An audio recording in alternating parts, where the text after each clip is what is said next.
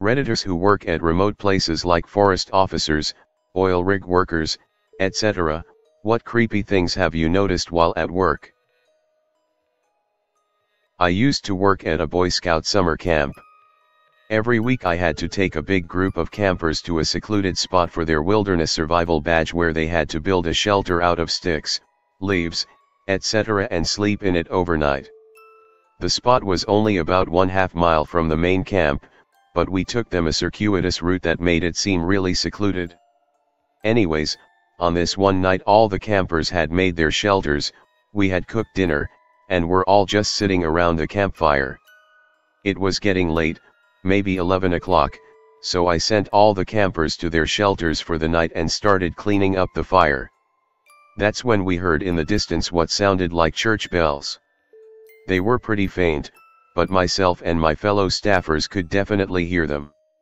They went on for about 30 minutes, ringing every 30 seconds, or so.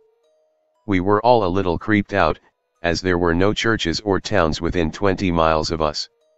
After the bells stopped, though, the singing started. It was too faint to hear the words, but it sounded like church choir music, but a lot of people, and a lot more enthusiastic. Also, it was almost midnight at this point. The singing went on for well over an hour, sometimes quieting down until we almost couldn't hear it, sometimes getting so loud. We thought it was getting closer. All of the campers were super creeped out, but I lied to them, telling them there was a church service going on in camp, and that there was nothing to be scared of. Eventually, at almost 1 a.m., the singing stopped.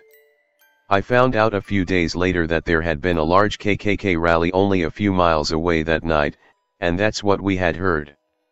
I'm more creeped out by the ending. I would prefer actual ghosts. I used to work in the Gulf of Mexico on oil rigs for years, and it may not exactly be creepy, but I found it really unsettling.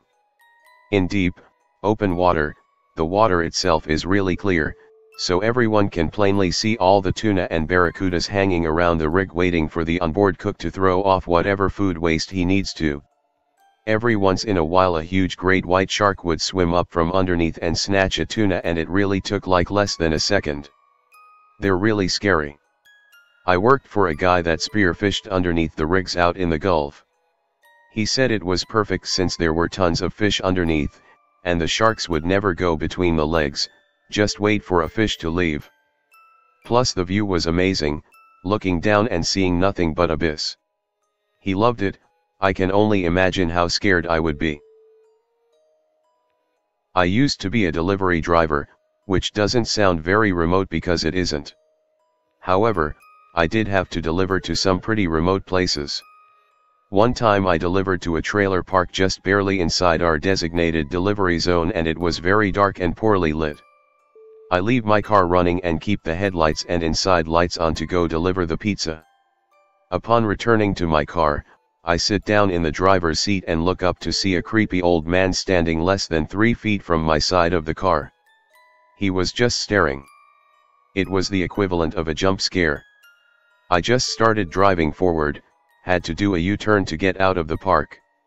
When I turned around, the man was standing in the middle of the road, so I freaked out for a second before speeding around him, only to watch him attempt to chase my car out of the trailer park. I put in my 2 weeks after that. You reminded me of something creepy that happened to me. I also used to be a delivery driver, but for a supermarket in the UK. A lot of our customers were in the middle of nowhere, and my last delivery of the night was a new customer I'd never been to before. I was already running late from all my previous deliveries, and I was still trying to find this house at 10:30 p.m., even though my shift was supposed to finish at 10 p.m. I'm driving around the narrowest of country roads with nothing surrounding me but dark fields and hedgerows, looking for anything that might be a driveway. I hadn't seen another car or person for miles. Then all of a sudden I hear a loud thud on the side of my van, like something was thrown at it. No trees or anything else around for something to fall from, and I remember it specifically hitting the side. I looked in my mirrors and out the window, but there was nothing around me. Then it happened again, another thud on the side of my van. I drove back to the supermarket so fast and told my manager that I couldn't find the place. I had spent 30 minutes looking. To be fair, there was no house where the listed address/postcode took me. I used to do agricultural work, alone in a field for 10 hours a day kinda thing. The pure amount of times I heard the sound of running snapped up to see literally nothing there was horrific. I was convinced it was surely animals between the trees for a while, but the weirdest moment was when I heard it loudly from a row of trees next to me. Immediately ducked under to see the feet of whatever animal was running by, and there was absolutely nothing. I remember trying to stay calm and walking really fast to the toilet block and sitting in there for a good long while before I came back. I never thought I'd be so freaked out in the daytime, but there wasn't a soul nearby for quite a way. It really amped up my imagination. As a prior deer hunter, I can tell you that the thundering noises from a squirrel can sound like a herd of elephants when out in the woods while all is still and quiet. I'm not sure if this counts because it's a farm, but when you live on a farm you work on a farm, so I guess I'll tell it. I grew up on a farm and in high school used to mess with my friends by hiding and making them find me. One night my friend was over and we were waiting on this other guy. We see him pull up, so we take off running to hide. It's funny because they have to wander around somewhere they're unfamiliar with or go ask my parents and be told, "Too bad, you'll have to find her." It's like forced hide and seek. Anyway, this one night I saw my friend hide in one building while I ran for the trees. I was hiding under some bushes and heard breathing. Like human breathing. There were no animals around. It creeped me out so bad I ran out of hiding to greet my friend. I felt so uncomfortable for the rest of the night. Sometime during the night my dad heard something and went out to investigate. In the morning he discovered that one of our cows was killed and butchered. I spent several seasons working at a remote field camp in Antarctica, over 1,000 kilometers from the main station in McMurdo. Every once in a while, a skua bird or Antarctic tern would accidentally end up following one of the small planes, twin otter, out to our camp. Once there though, they'd basically be stranded with no way to get back to the coast. I'd get out of my tent some mornings and see a lonely tern circling overhead, knowing it was a dead bird flying. It was quite creepy. Along these lines, when birds, or seals, do die down there, it's so cold and dry, that their bodies don't decay either. They essentially mummify. Outside McMurdo at Scott's Discovery Hut, there is still a perfectly preserved seal carcass from 1912 sitting by the entrance of the hut. Working on ships. There was one night I was on a ship sailing through Alaskan waters. And it happened to be my first night ever seeing northern lights. I can't believe how awesome that was. It made the sky clear, made the night look like it was dusk. We were able to see clearly for miles. Few buddies and I hit the roof, or what we call, Lido deck, at 1 a.m. just to gaze at it. An hour or so in, there was 6 of us on top, nearly the entire crew now. A big white spotlight shines at us.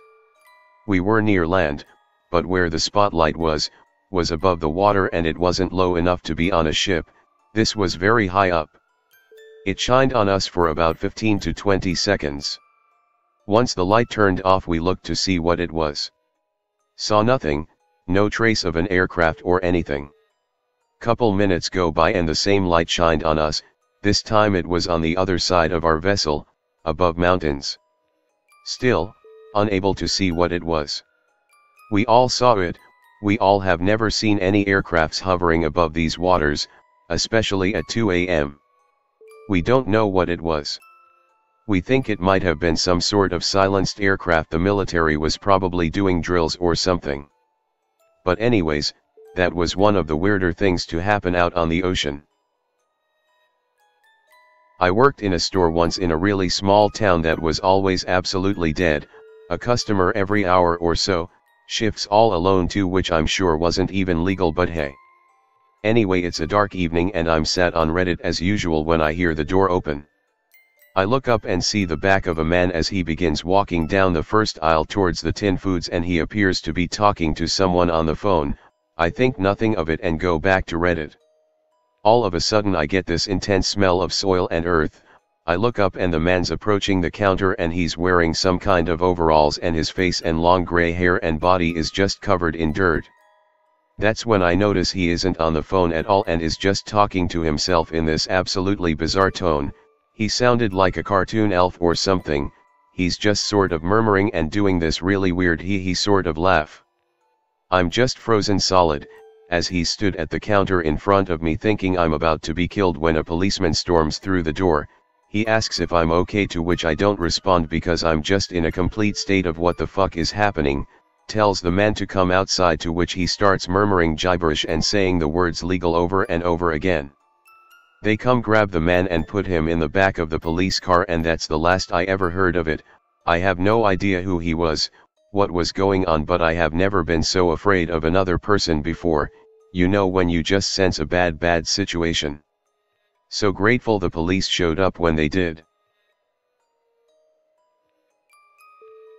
When I was 15 years old, I was doing my 4 a.m. newspaper delivery round on bicycle. I was driving into the garden of this one subscriber where I saw two guys with flashlights looking through the windows of the house. I was a bit in shock and just said, "Good morning, guys." They were just as much in shock, and an awkward silence followed. I tried to break the silence by asking if I could pass them to deliver the newspaper through the door. One of the guys said the person living in that house did something to his family and they took it as an opportunity to get away in their car that was still running. When they were gone, I rang the doorbell at the house to tell them what happened and they should keep an eye out. I was serving as a fireman for my nation's compulsory national service. Once, we were called into the forest to retrieve a body who was found hanging on a noose, deep along one of the running trails. He had apparently committed suicide by hanging himself off a tree, was found by a few morning joggers. What's creepy was, we found a straw doll at the foot of the tree. It was stabbed with a few red bobby pins in the head, facial area. And there was also an unknown talisman that was half burnt where the doll was sitting. When we took the body down, we had to carry him a few kilometers out of the forest, and halfway along the journey, a previously unnoticed wound on his face started bleeding. One of my men swore that it was bleeding from the same spot as where the bobby pin was stuck on the doll, but we could not confirm it as we left the doll where his body was found, for the police. Passed the body to the paramedics and booked our way out of the area. Edit. Wow, thank you for the upvotes and the award. Glad that everyone enjoyed the story. Yes, this happened in Southeast Asia, where almost all religion exists here.